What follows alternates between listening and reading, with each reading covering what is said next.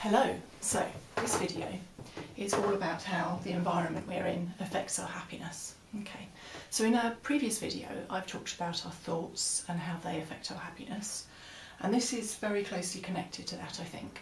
So really what we're focusing on here is what are we surrounding ourselves with that's going to have an impact on how we're thinking and how we're feeling, and maybe there are some things we can do to change some of the things that aren't helping us to feel happy.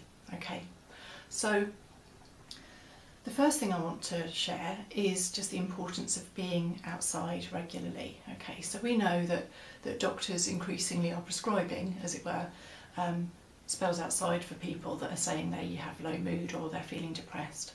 So that feeling of not just the physical activity of going for a walk, but actually being around and in nature and taking part in that really tends to help most people to improve their mood. Okay, so I think it's recognised as a good stress reducer.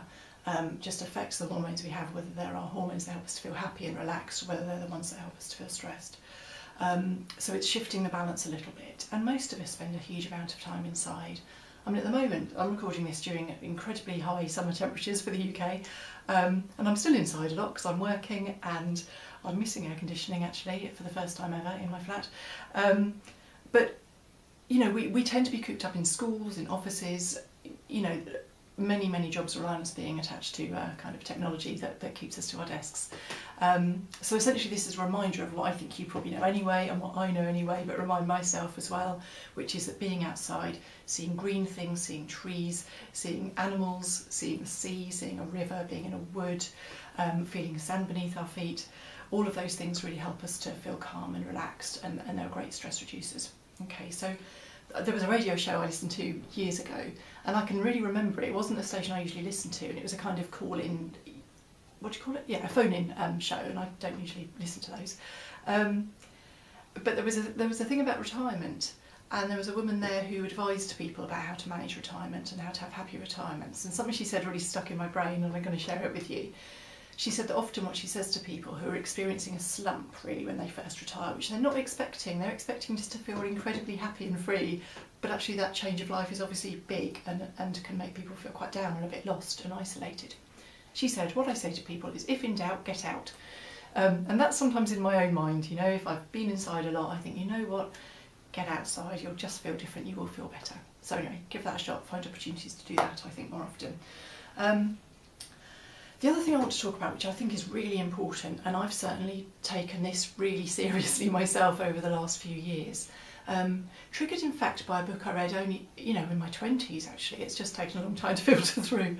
And that was about essentially being a bit aware of how much we're using television to sort of just, I don't know, kind of numb us and kind of get us all in a bit of a trance state, and really questioning the value of a lot of the information we get from it and how it ends up making us feeling.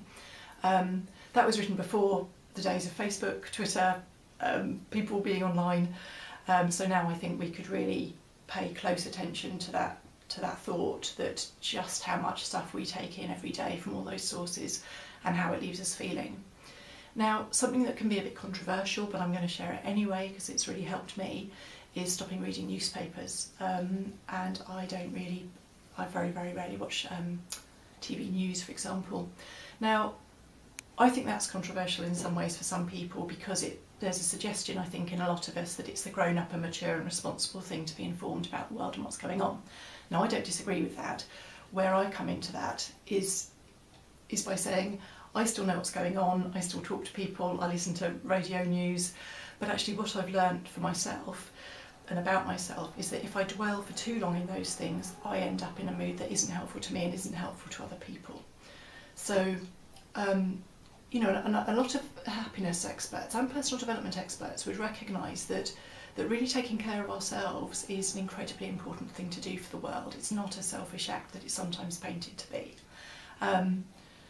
So I don't know your circumstances. I don't know if you know, you might be a newspaper editor, you're not going to stop reading newspapers, but I would say if it's not essential for you to do that, just consider the amount of information that you're taking in, how overwhelming that can be, and how it leaves you feeling when you spend a long time on Facebook, a long time on Twitter, a long time watching television. Just notice it. You know, you might be fine with it, but I think that the choice of our programmes kind of does program us. and just to be conscious of that stuff really.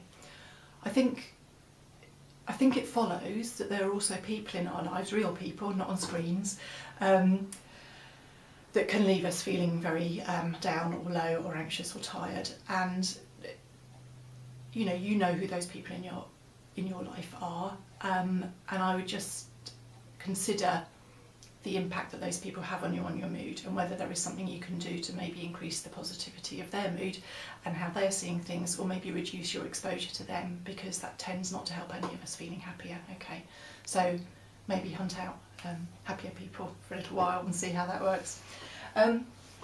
The other thing I wanted to say about the environment really is literally the physical environment you find yourself in most days. Okay, so we've already talked about getting outside and the importance of that on our mood, but think about where you spend the majority of your time and what that looks like, how it feels. So do you have a really cluttered space at home or at work?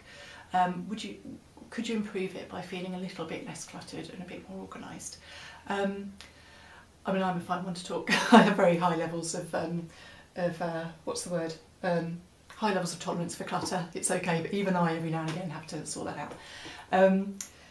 The other thing to consider, I think, is whether you have anything really beautiful in your workspace or in your home space. So is there something that inspires you?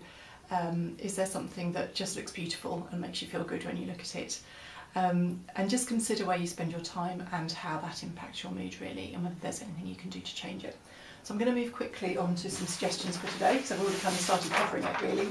So the first, get outside. So today, okay, no excuses, find an opportunity to go outside, even if it's for 5 minutes, that you might not normally take, okay?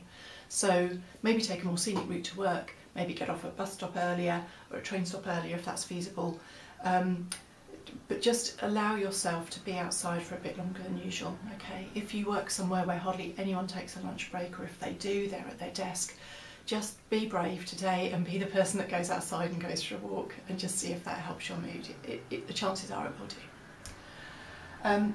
Consider your door policy. Now I call it door policy because I'm a little bit hung up increasingly on what it is we're prepared to let into our minds, and whether or not that works for us. So like I was saying, consider the amount of news, the amount of magazine articles, the amount of Facebook scrolling you do, the amount of tweeting and twittering you do, and just see if that works for you and you feel great about it. By all means crack on, but just consider what you're letting into your mind and whether that's balanced, whether there is as much positive stuff as the stuff that makes you feel down or stressed, okay?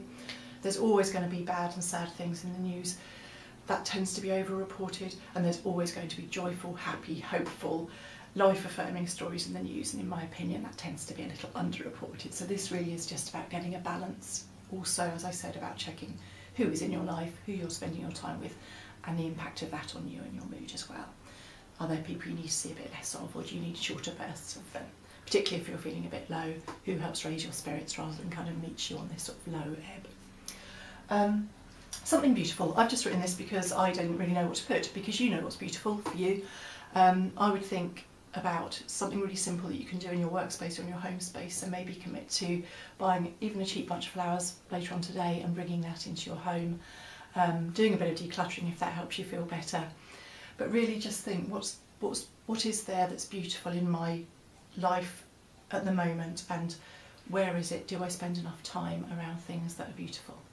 Can you bring something to your work desk or to somewhere in your home that really lifts your spirits?